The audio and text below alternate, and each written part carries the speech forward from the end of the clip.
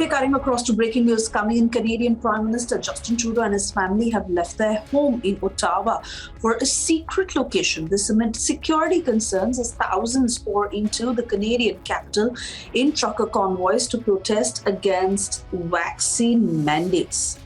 That's the big breaking news coming in of unprecedented protests in Canada, where thousands have protested against the vaccine mandate, and Canadian protesters were storming the National War Memorial. COVID restrictions being compared to fascism in Canada, and reports now suggest that owing to security concerns, Trudeau has now moved to a secret location.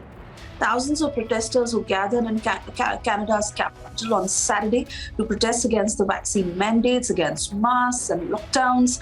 And the sounds of honking horns echoed around Ottawa's downtown core, where a convoy of trucks and cars parked in around Parliament Hill, with some parking on the grounds of National War Memorial before the police asked them to move.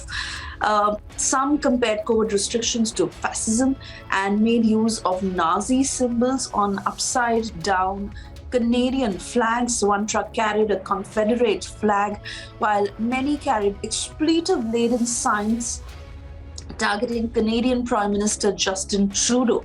The convoy of truckers and others prompted police to prepare for the possibility of violence and warned residents to avoid downtown.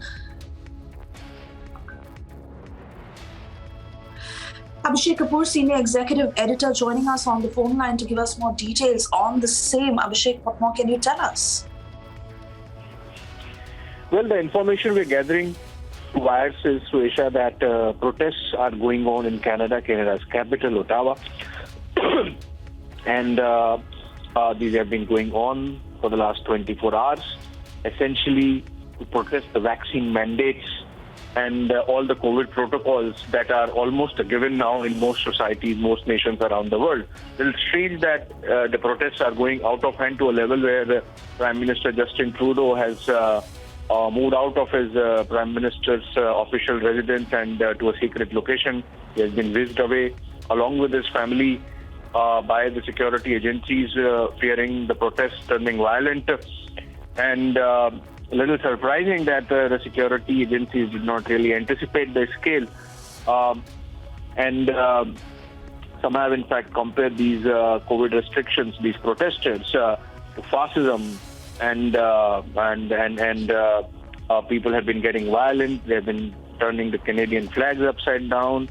And there is a quote from Ottawa Mayor Jim Watson by way of a tweet saying that parking on this sacred ground that includes the tomb of the unknown soldier was a sign of complete disrespect. So essentially, protesters have gotten into the grounds of the National War Memorial, and they have carried out some vandalism there. These seem to be truckers and sundry sort of people. A little strange that they are protesting at this level against vaccine mandates when the efficacy of vaccines in keeping you away from serious harm or injury insofar as COVID virus is concerned, even if you get infected, is a scientifically proven fact now. That vaccination slows down the virus, that the vaccine gives you an immunity against the serious effects of the virus. Despite that, if you have this level of intransigence, this level of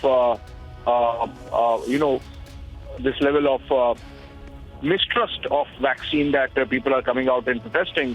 In fact, in most of the Western societies, surprisingly, Suesha, which pride themselves in science-based decision-making and a spirit of scientific inquiry. We have seen from Europe to the United States to this time now in Canada, a great mass of people, I think purely based on their religious sentiment, sort of turning anti-vaxxers. In fact, it's become a very strong political flank in the United States with so many people turning anti-vaccine evangelists, so to say. So I think it's in a way a reflection of the state of affairs in some societies, particularly in the West. Remember when the pandemic was panning out, some initial reactions in Eastern societies when nobody knew anything about the virus, the pandemic, the scale, the side effects. Some reactions were being mocked, and now it's the other way around, where a great number of nations in West particularly have a great mass of citizens not trusting the vaccines, sometimes because they don't trust the process, sometimes they don't trust their administration, and many times on the grounds of religion. So I think there's a little bit of a contrast there panning out, and a general curiosity perhaps as to why this is happening.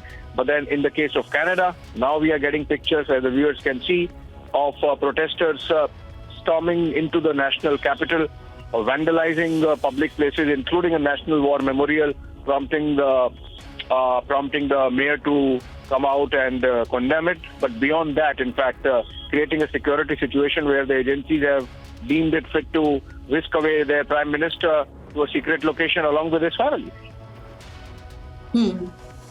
All right, Abhishek, we wait and watch how the situation develops now. Of course, very concerning to how it is turning out. And the fact remains that the people have to be safe. So we wait and watch how the government takes control. For the moment, thank you for joining us.